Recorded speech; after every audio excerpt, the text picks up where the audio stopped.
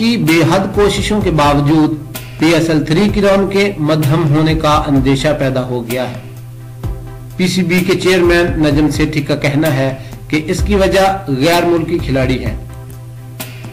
तफसीलात के मुताबिक PCB गवर्निंग बोर्ड इजलास के बाद मीडिया से बातचीत करते हुए नजम सेठी ने कहा है कि PSL 3 के लिए अक्सर गैर मुल्की क्रिकेटर्स ने लाहौर आने पर रजामंदी जाहिर कर दी है, मगर कराची के हवाले से खबरें मायूस कुन हैं। इस हवाले से दो तरह की फहरिस्तें तैयार की गई हैं। एक में ऐसे खिलाड़ी शामिल हैं जो कराची और लाहौर दोनों शहरों में खेलने को तैयार हैं। दूसरी में सिर्फ लाहौर आने पर आमादा प्लेयर्स के नाम शामिल हैं। सच्ची बात यह है कि कराची के लिए बहुत ही कम खिलाड़ियों ने रजामंदी जाहिर की है। गुज़िश्ता साल भी यही मामला था।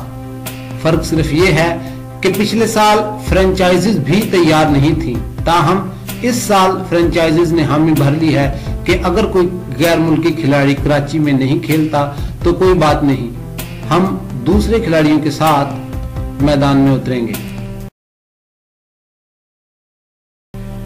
PCB की गैर मुल्की खिलाड़ियों के लिए पाकिस्तान आकर मैच खेलने पर 10,000 इजाफी डॉलर की पेशकश के बावजूद गैर मुल्की खिलाड़ियों की अक्सरियत कराची आने पर रजामंद नहीं। इस सूरत में कराची में तयशुदा फाइनल की रौन के मुतासर होने का शदीद अंदेशा है।